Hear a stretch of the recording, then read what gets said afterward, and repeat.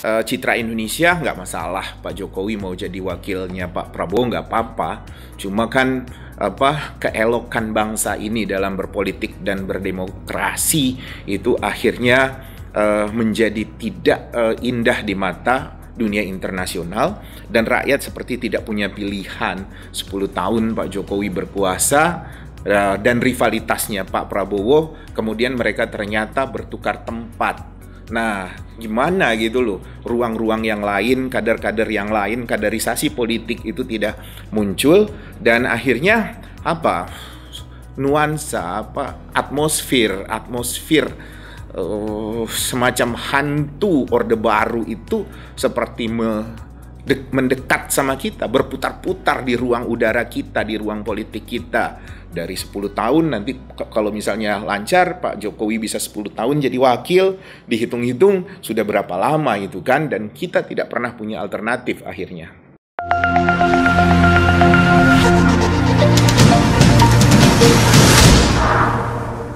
Halo sahabat Citra Indonesia, kami jamin Anda menang. Kembali lagi bersama saya Mina dan rekan saya Yuli. Pada kali ini kita akan membahas topik mengenai mungkinkah Prabowo dan Jokowi berpasangan. Menurut Yuli sendiri nih, mungkin nggak Bapak Prabowo dan juga Pak Jokowi itu bakal berpasangan di tahun 2024? Mungkin banget ya, tapi mungkin rivalitas mereka keduanya itu menjadi penghalang gitu. Di tahun 2019 lalu, Mina dukungnya siapa tuh?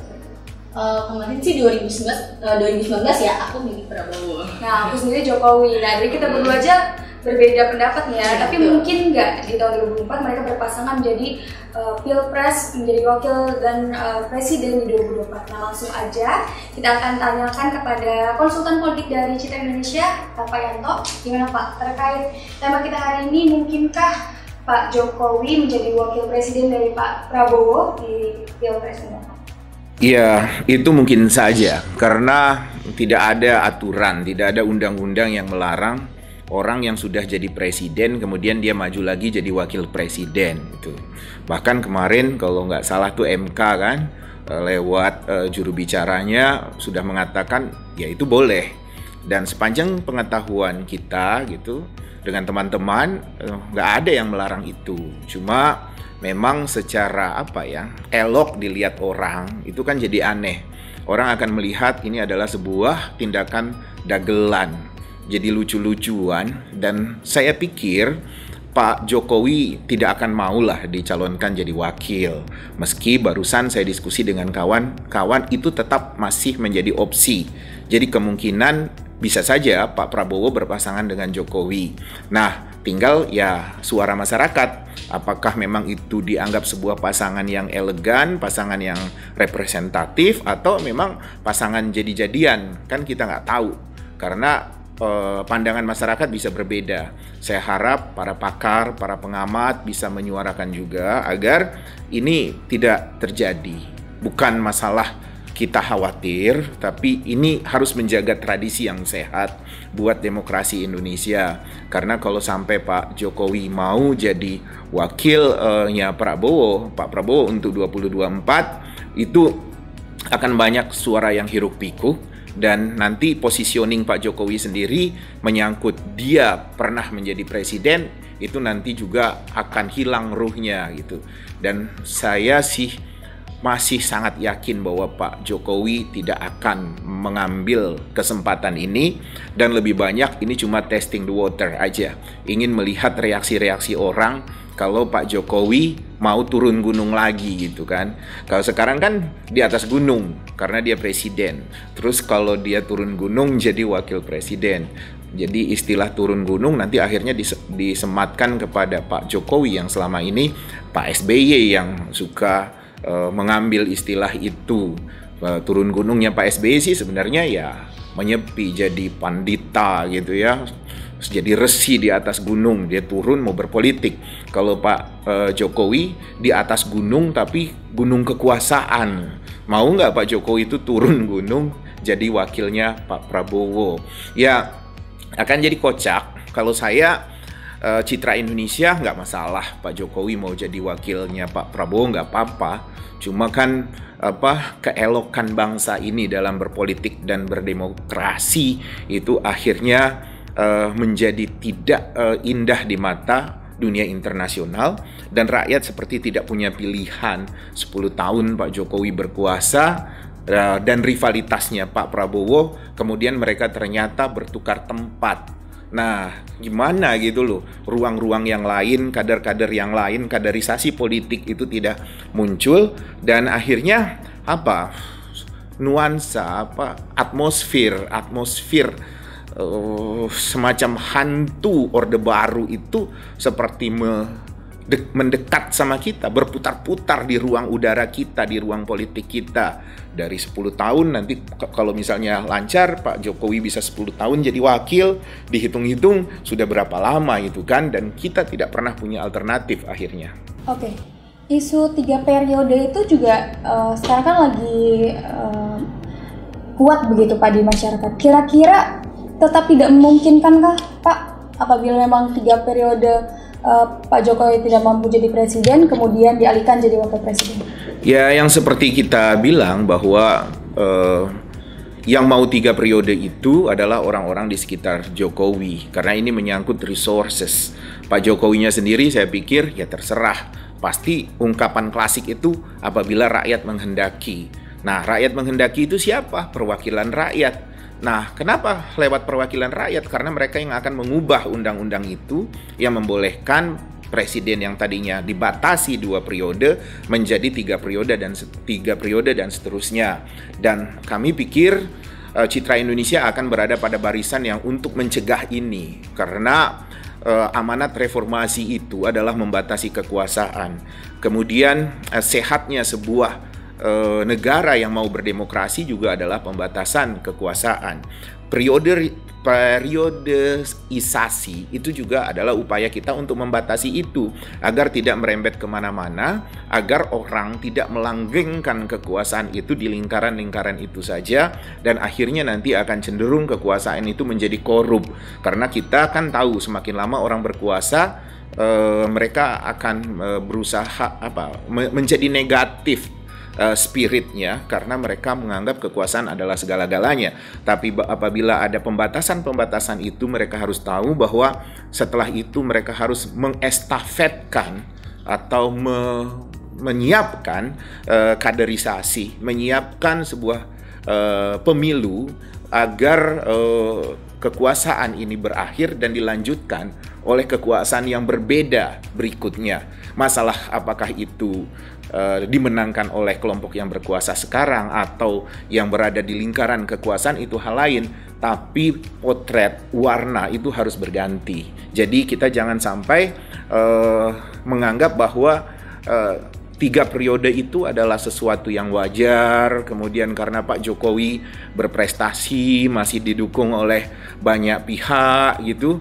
Bukan itu persoalannya. Kita harus menjadi masyarakat yang dewasa dalam berpolitik, kita harus mencari alternatif, kemudian juga kita harus bisa tegas untuk membatasi kekuasaan, dan undang-undang kita hari ini itu membatasi, dan undang-undang itu disepakati, ditetapkan karena semangat kita ingin melakukan reformasi di segala lini kehidupan politik kita. Dan periode 2 itu saya bisa katakan harusnya untuk 50 tahun ke depan itu harga mati, baru kita evaluasi lagi 50 tahunan lagi gitu setelah masyarakat kita semakin matang.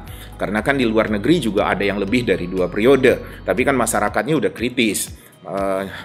Nyolong sedikit, nyopet sedikit, nipu sedikit, bisa ditimpukin tuh sama rakyatnya. Kalau kita kan, kalau sudah dapat tepuk tangan itu kita udah senang lagi, lupa lagi. Dan bangsa ini kan pemaaf atas dosa-dosa itu. Jadi kita jadi pelupa gitu kan, itu aja.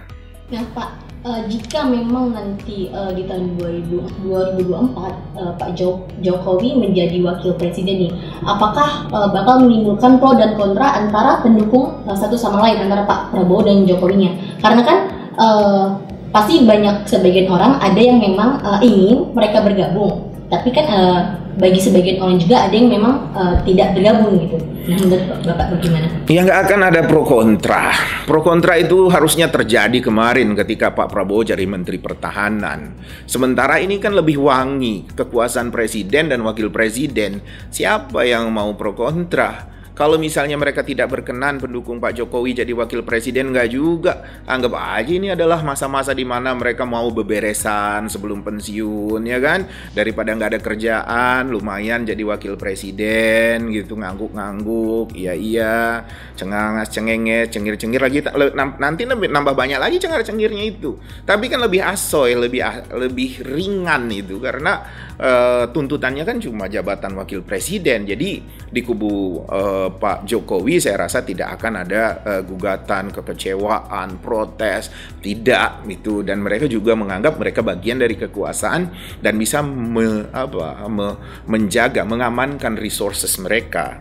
Tapi kalau di kubu Pak Prabowo, apakah mereka tidak berkenan dengan Pak Jokowi? Mereka akan mengatakan peduli amat, Pak Jokowi kan cuma wakil presiden, besok kita yang berkuasa. Kalau perlu mungkin ada gerakan-gerakan, kekuatan-kekuatan yang ingin menggunting Pak Jokowi. Udah jangan sampai lama-lama lah, yang penting suaranya bisa kita dapat. Prabowo sudah jadi presiden, dia bisa aja orang punya pikiran seperti itu. Bisa aja Pak Jokowi cuma berkuasa setahun, 2 tahun, udah kemudian dibikin invalid gitu kan. Nah, jadi tidak akan mungkin mereka menganggap bahwa Jokowi jadi ancaman gitu. Nanti gampang lah diatur. Sebagaimana kan pernah terjadi bagaimana periode Pak Jokowi dengan Pak Yusuf Kalla. Periode pertamanya Jokowi, Pak Yusuf Kalla dibikin invalid. Bisa bicara apa, bisa ngomong apa, bisa menggalang kekuatan apa Pak Yusuf Kalla. Apa mau gitu Pak Jokowi dikondisikan seperti itu. Dikondisikan, bukan diperlakukan, dikondisikan. Kekuasaan itu akan bisa melakukan banyak cara untuk mengkondisikan. Nah, kalau sudah begitu kan akhirnya jadi nggak enak. Walaupun mengatakan, oh tidak Pak Yanto, tidak citra Indonesia. Kita adalah pasangan yang kompak, kita pasangan yang solid, kita pasangan yang saling mendukung, kita pasangan yang mesra. Itu omongan yang sering kita dengar di berbagai pilkada gitu loh.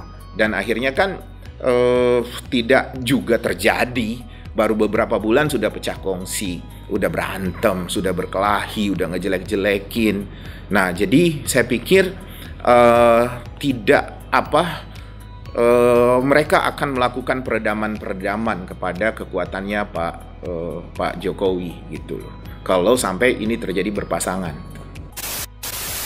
Dan saya kira mewujudkan pasangan Pak Prabowo dengan Jokowi, salah satu penghitungannya adalah urusan modal ini, kapital ini yang sudah berakumulasi kepada dua orang ini. Itulah yang kenapa orang-orang di luar lingkaran Pak Jokowi dan lingkarannya Prabowo itu gregetan gitu, gemes bahwa masa mereka sampai mau berpikir seperti itu. Tapi kalau kita lihat di luar kekuatan politik, di luar dari popularitas, dukungan suara dan sebagainya, kalau kita masuk dalam domain finansial, kekuatan finansial, pasangan Prabowo dan Jokowi itu adalah keniscayaan gitu. Jadi memang wajar di luar lingkaran Pak Prabowo dan Pak Jokowi itu cemas untuk ini, karena ini mengangkut resources finansial itu gitu.